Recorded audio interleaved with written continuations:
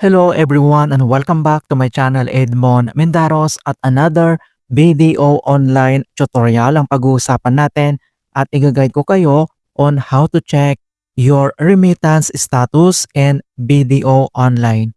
So pina-easy na lahat, so hindi na kailangan pumunta pa sa mismo sa bank para alamin ang status ng remittance nyo.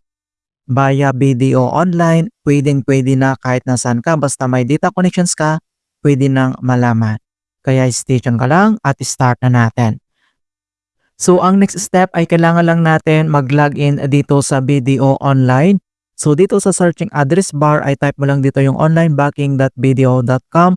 So kailangan ay registered ka dito para mas madali natin ma-access. Okay, so sa registration naman ng BDO Online, bago na ngayon guys, sobrang pina-easy na. So napakadali na lang mag-sign up dito.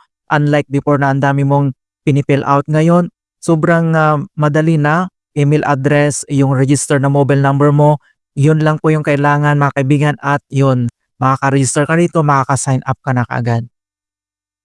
Okay, so once na-enter mo na dito yung online banking BDO, so ganito yung makikita mo. So welcome to BDO Online. I-type mo lang dito yung username mo and then yung password.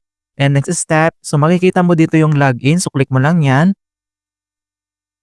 And then may pop-up notification dito guys. So kailangan mo lang mag-select in of this. So click lang natin dito yung allow this time. And then i-click mo lang dito yung login. And then mag-send ng notification sa ating registered mobile number sa BDO Online. So yun yung kailangan natin i-enter dito. Kapag na-enter mo na yung OTP, then click mo dito yung submit. Ayan. So once nandito na tayo sa ating my account, so ang next step ay makikita mo dito sa taas yung more settings na yan. So click mo lang yan. And then makikita mo dito yung more services and then scroll down ka lang. And then hanapin natin dito yung remittance. Ayan.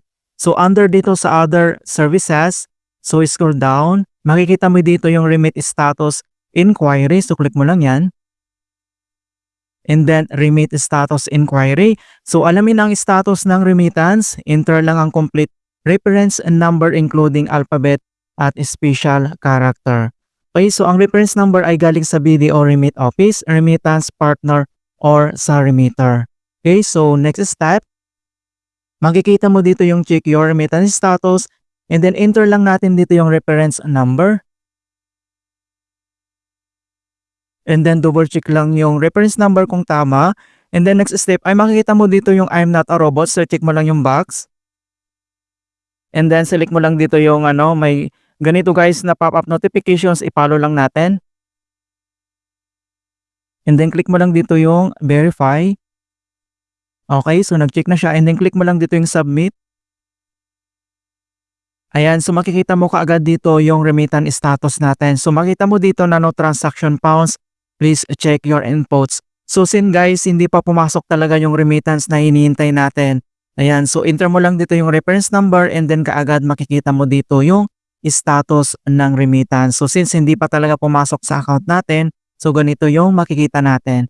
And guys, so ganun lang po kasimple kung paano natin i-check yung remittance status gamit lang yung ating BDO Online.